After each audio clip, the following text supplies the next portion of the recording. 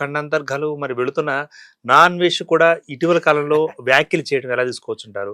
అంటే ప్రాజ్ఞత అంటే వారి యొక్క తెలివితేటలు ఏమైనా అంటారు? నాన్ వేషియన్ సంఘసేవకుడు కాదు. ఆయన ఏదో దేశాలు చూపిస్తున్నాడు కాబట్టి జనాలు ఆయన చూస్తున్నారు. మనకి తెలియని ప్రపంచం ఆయన చూపిస్తున్నాడు. ఇదిగో ఇక్కడ కల్చర్ ఎట్లా ఉంటుంది, ఇక్కడ వీళ్ళు ఇంత డెవలప్ అయ్యారు, ఇక్కడ అమ్మాయిలు ఎట్లా ఉంటారు, ఇవి చూపిస్తున్నాడు. మనకి తెలియని విషయం కదా, ఆ కోణంలో దాన్ని జనాలు చూస్తున్నారు.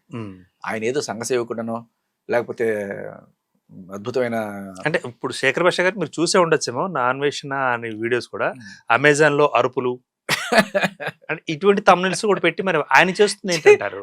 అదే మీరు అంటేనే నాకు నవ్వు వచ్చింది. సో అది ఎలా దాంట్లో ఏం జరిగిందో తెలియదు, మీరు టైటిల్ చెప్తే నాకు నవ్వు వచ్చింది. పెద్ద నేను చూడను కానీ ఒకసారి ఎప్పుడు ఆటగాడని ఒకటి వచ్చింది, అది ఏంటి అని చెప్పి చూసి తెగ నవ్వుకున్నాను నేను. నిజంగా నవ్వు. అప్పట్లో షారుఖ్ ఖాన్ ది బాజీగర్ అని ఒక సినిమా వచ్చింది, వేటగాడు లేదా ఆటగాడు అని మనం తెలుగులో డబ్ చేసుకున్నాం. అప్పుడేమో అనుమానం రాలేదు. మరి ఈయన ఎందుకని ఆటగాడు అంటున్నారు?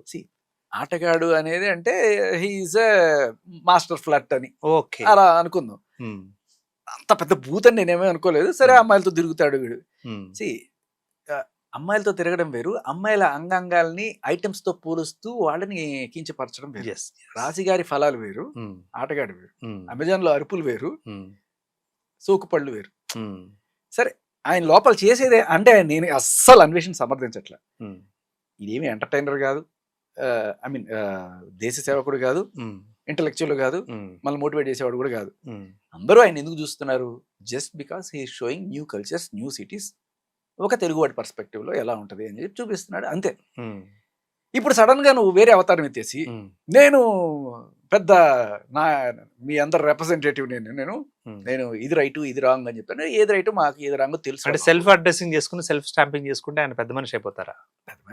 పెద్ద మనిషి అంటే నంబర్ పరంగా పెద్ద. ఓకే, హీఈస్ హ్యూజ్, చాలా ఇది ఉంది ఆయనకి, ఫాలోయింగ్ ఉంది. బట్ ఎప్పుడైతే ఇలాంటి అంటే ఆయనేమో శాండ్విచ్ మసాజ్లు అంటాడు, అమ్మాయిలతో ప్రతి చోట కూడా రకరకాల అమ్మాయిలతో ఆయన వెళ్తుంటాడు, రూమ్స్ కూడా షేరింగ్ చేసుకుంటున్నా అని చెప్తాడు ఆయన డైరెక్ట్. ఆయన ఇష్టం అయింది, మనం వాళ్ళకి ప్రాబ్లం లేదు, ఆయనకి ప్రాబ్లం లేదు, మనకేంటి ప్రాబ్లం. కానీ నువ్వు నీతులు చెప్పకూడదు జనాలకి. Okay, you enjoy your life. నేను నీ లైఫ్ ని కూడా తప్పుపట్టను, కానీ సీతమ్మ వారు అట్లా, ద్రౌపది ఇట్లా, ఈవెన్ గరికపాటి వారిని కూడా ఇట్లా, దట్స్ నాట్ యువర్. అదే అంటున్నా, అనసూయ అయినా లేకపోతే చిన్మయ అయినా వీళ్ళందరూ కూడా మీరు ఎంటర్టైన్మెంట్, మీరు మంచి పాటలు పాడుతున్నారు, మంచి ఆనందాన్ని ఇస్తున్నారు, ఫైన్. సరే దాంట్లో 2-3 బూతులు దొల్లినా ఆ సోకుపళ్ళు అన్నా సరే పోనీ, ఇప్పుడు చిక్రీ పాటలాగా ఎలాగో చూసి చూడకుండా వదిలేసారు ఇన్నాడు. బట్ మీరు ఎప్పుడైతే వచ్చి అర్రే వాడు తప్పు, వాడు వీడి వెదవా అన్నప్పుడు ఇదిగో ఈ 3,000 నేను చూపిస్తున్నాయి, అది జనాలకి నచ్చట్లేదు. దానికి తోడు ఆయన సామాన్ అన్న మాటను అడ్డం పెట్టుకుని మీరు చేస్తున్నది ఏంటంటే అమ్మాయిల డ్రెస్సుల గురించి మీరు మాట్లాడతారా? సామాన్ అన్న పదం కన్నా వీళ్ళకి హర్టింగ్ ఏంటి తెలుసా? అమ్మాయిలు పద్ధతిగా డ్రెస్ చేసుకోమంటావా? వాళ్ళు ఏదో ఒక మండిపోయినట్టు వాళ్ళని ఏదో అవమానం, ఇది ఒక రకమైన నోరు లేస్తుంది ఏంటరా, నోరు మూసేయి అనే కోణం అనమాట. ఆయన అభిప్రాయం నేను చెప్తే ఆయన ఏమి నెత్తిని గన్ను పెట్టేసుకో. ఇప్పుడు పాయల రాజపత్తుంది, ఆవిడ స్టేట్మెంట్ సరిగ్గా చూడండి. ఆవిడ ఏమంటదంటే, who is he to dictate me, నువ్వెవడరా నాకు డిక్టేట్ చేయడానికి అని చెప్పి. ఏం జరిగిందంటే he requested girls to not, నువ్వే చెప్తున్నావు రిక్వెస్ట్ అని, మొదలెట్టాడేమో డిక్టేట్ అని చెప్తున్నా. అంటే మీకు ఏమవుతుందంటే కొంతమంది నార్మల్ గా రిక్వెస్టింగ్ గా చెప్పినా లేకపోతే నాకు అభిప్రాయం ఉందని చెప్పినా ఏదో ఒక జోన్ లోకి వెళ్ళిపోతున్నారు. నన్ను ఏదో అనేసాడు, లేకపోతే వేరే వాళ్ళు అన్నా కూడా గుమ్మడికాయ అంటే భుజం. ఇప్పుడు అసలు ఆయన అనసూయ అని పేరు కూడా తీయలే, ఎవరో హీరోయిన్లు అన్నాడు. నిన్ను అనలేదు కదమ్మా అంటే, నేను ఎప్పుడో ఒక దాంట్లో హీరోయిన్ గా చేశాను కాబట్టి నేను హీరోయిన్ కాబట్టి నేను నన్ను అన్నట్టే. అదేదో సినిమా గుర్తొస్తుంది సునీల్ గారిది, ఇక్కడ ఎవరో యూత్ అన్నారమ్మా, ఎవరమ్మా యూత్ అంటే రే కూర్చోడు పోల్చక్క నువ్వు యూత్ ఏంటరా అని చెప్పి అన్నట్టుగా. సరే ఏదైనా ఆయన్ని క్వశ్చన్ చేస్తున్నందుకు బాధ లేదు, కానీ ఆయన చెప్పిన మెసేజ్ జనాల్లోకి వెళ్ళకూడదు.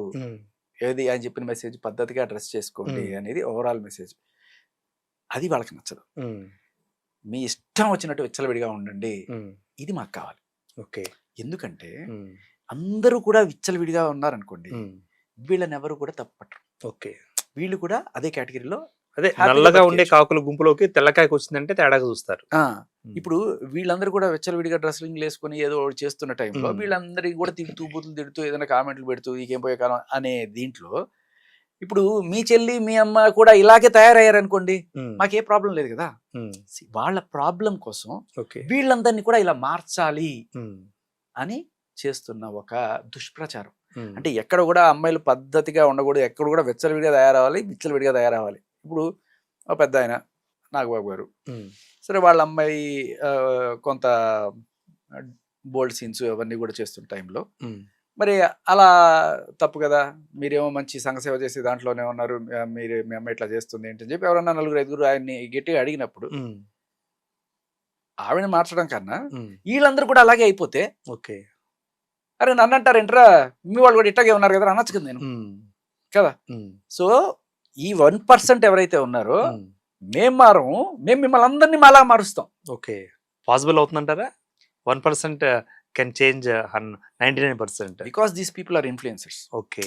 సో ఈ 99% ఉమ్, ఎవడి పని వాడు చూసుకునేవాడు, ఉమ్, అంతేగాని మహా అయితే వాళ్ళు కామెంట్ పెడతారు, ఒక లైక్ కొడతారు. ఉమ్, కానీ వీళ్ళకి లక్షల మందిని కోట్ల మందిని ఇన్ఫ్లుయెన్స్ చేసే శక్తి లేదు. ఓకే. కానీ వీళ్ళకి 1% అయినా లక్షల కోట్ల మంది ఇన్ఫ్లుయెన్స్ చేసే శక్తి ఉంది. ఉమ్, కాకపోతే ఇప్పుడు ఏమవుతుందంటే ఆ లైక్ మీద కొట్టే వేలే ఉమ్, అన్ఫాలో కొడుతున్నారు, ఓ, ఆ లైక్ మీద కొట్టే వేలే ఉమ్, రిపోర్ట్ కొడుతున్నారు. ఉమ్, ఒక్క రోజులో ఆ నాన్ వేష్కి అన్ని 2 లక్షలు పడిపోయాడు. ఉహుం, ఓకే. మరి అనసూయకి ఎన్ని పడిపోయినాయో లేకపోతే చిన్మయ్యకి ఎన్ని పడిపోయినాయో తెలియదు. ఉమ్,